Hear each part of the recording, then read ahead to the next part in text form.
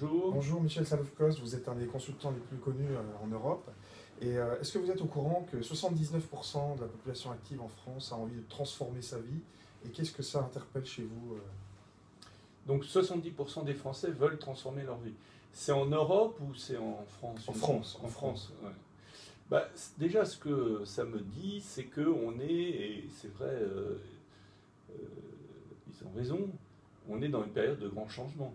Vouloir transformer sa vie, c'est tout de même le signe qu'ils sentent que le monde est en train d'évoluer et que pour eux, c'est important de s'adapter, de trouver des nouvelles pistes, etc. Donc là, il y a un côté très positif. Il y a un côté évidemment peut-être plus difficile à vivre, qui est le fait que si on veut changer sa vie, c'est qu'on n'est pas complètement heureux avec sa vie actuelle. Donc ça en dit à la fois beaucoup sur des aspirations et en même temps sur une difficulté par rapport à leur vie actuelle. Et dans les services que vous proposez, vous avez un module qui s'appelle Trouver son génie créatif. D'après vous, pour les personnes qui veulent transformer leur vie et participer, s'impliquer aussi dans le changement, par quoi ils doivent commencer? Est-ce que c'est pas finalement par découvrir leur singularité, découvrir leur excellence, découvrir leur talent majeur? Je ne dirais pas obligatoirement ça en premier, parce que je crois que ce qui est le plus important aujourd'hui pour avancer, c'est de bien comprendre le contexte. Donc le premier travail que toute personne doit faire, et qui est presque un travail citoyen, c'est de s'informer, de comprendre ce contexte. Et ça, c'est un élément clé, et beaucoup de personnes, malheureusement, croient que finalement, ça va être fait par quelqu'un d'autre, ou qu'on va les guider, ou qu'ils n'ont pas besoin de le faire eux, etc. D'accord. Alors que là, il y a un point essentiel, ça c'est presque un devoir personnel de chacun. Ça relève de la responsabilité de chacun. Chacun, surtout dans une période de très grands changements comme aujourd'hui, doit faire ses efforts de compréhension. Pourquoi? Parce que dans des périodes où les choses changent peu, ou changent moins, eh bien, les routes sont toutes tracées. On sait comment évoluer, puisque les évolutions sont en quelque sorte déjà prédéterminées. Et en fonction des talents et des compétences de chacun, on peut les orienter à peu près. Quand on sait que demain, 70 voire 90% des métiers de demain sont inconnus, quand on est dans une période où même les plus grands experts ont du mal, chacun dans leur domaine, à bien expliquer les enjeux actuels, eh bien, ça devient capital pour chaque citoyen de s'informer, de comprendre, de se positionner, de se situer. Et ce travail de compréhension du contexte est de toute façon très important. Après, la deuxième chose qu'il faut faire, effectivement, et ça c'est juste, c'est se poser la question, comment moi, dans ce contexte, je peux apporter quelque chose? Quels sont mes talents, les richesses intérieures que j'ai, qui vont rentrer en résonance? Et la bonne nouvelle aujourd'hui, c'est que les enjeux sont tellement considérables qu'on peut dire qu'il y a vraiment une fantastique opportunité pour chaque personne pour libérer sa créativité, créer des choses nouvelles. Je crois qu'on n'a jamais été, dans toute l'histoire de l'humanité, devant autant de possibilités. Est-ce que vous voulez dire que chacun, finalement, peut être acteur de changement transformationnel, c'est-à-dire pas simplement acteur, mais peut apporter des changements significatifs, que ce soit pour l'éthique, le développement durable, tous les points qui sont à changer? Parce qu'en fait, ce qu'il est question, c'est du changement culturel, mais on a tendance à penser que c'est long, c'est difficile. Est-ce que vous êtes optimiste sur ce point? C'est-à-dire, comment vous pensez que c'est possible? Est-ce que dans certaines méthodes de conduite du changement, par exemple, on va sélectionner, c'est le job matching, des acteurs de changement qui, eux, vont former les autres? Est-ce que, par exemple, il n'y a pas des mentors ou des guides qui peuvent effectivement éclairer les autres?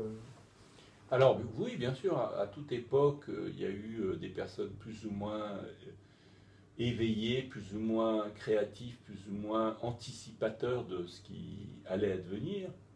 Donc naturellement, ils ont des rôles de guide. Peut-être ce qui est un peu différent à notre époque, c'est la vitesse et la complexité. C'est-à-dire que tout est en train de se faire très très vite dans un monde hyper complexe. Alors il faut faire attention de ne pas tomber dans des simplifications qui aboutissent à des retours en arrière. Et c'est les dangers actuels qu'on voit de la montée du populisme. C'est-à-dire qu'on a vu d'ailleurs lors des dernières grandes guerres la montée brutale face au désordre de réponses hyper simplifiées qui dataient plutôt d'hier que de demain et qui ont précipité l'humanité dans des catastrophes. Donc là, il y a un danger aujourd'hui, clair, de simplification abusive et de retour en arrière. Et sans doute, ça, en tout cas partiellement, il va y avoir des formes de régression de ce type. Mais on peut tout à fait imaginer que du fait de l'éducation de la plus grande partie de la population, du fait des moyens de communication que nous avons, on évite, en tout cas, finalement ce genre de régression. Alors, un élément essentiel, bien évidemment, c'est que chaque individu devienne responsable et devienne moteur de cette transformation. C'est pour ça que je pense que l'homme providentiel, comme on l'a connu dans les autres époques, dans le sens des plus positifs comme le général de Gaulle ou extrêmement négatif dans le cas de Hitler, je pense que, et surtout les jeunes, se méfient beaucoup de ça. Oui, c'est suranné. C'est un peu suranné. Et je crois que